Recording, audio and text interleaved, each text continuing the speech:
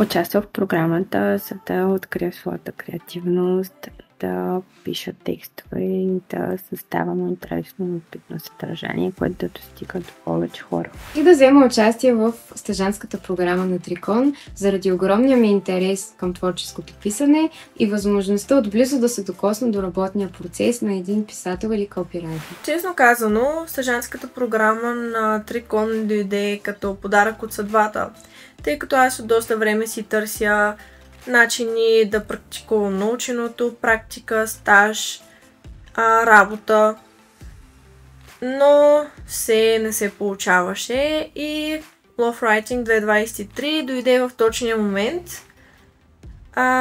Много ми хареса това, което ми предлагат, че освен да се самоизразявам, мога и да науча нещо ново. За това си казах, че трябва да опитам.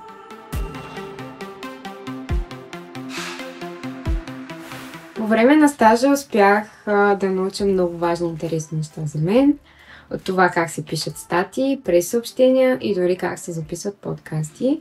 Също успях да се науча на повече отговорност и дисциплинираност, да бъда по-гъвкава и по-креативна. По време на стажа в агенцията научихме много за създаването на съдържание, от това как се подбира тема, как се прави ресърч, как се пише самата статия, какви видове статии има, до самото качване на сайта в WordPress.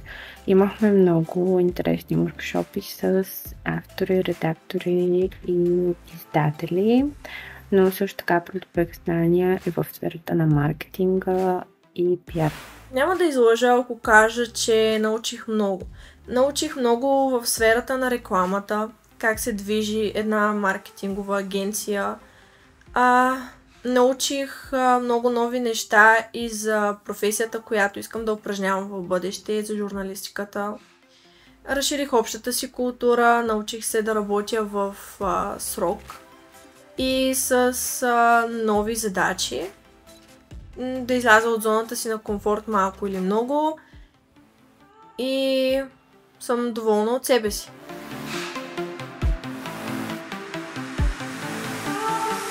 Моето триконско лято в 3 думи беше незабравимо, образователно, креативно. Моето трикон лято беше вдъхновяващо. Моето триконско лято с една дума беше ползотворно.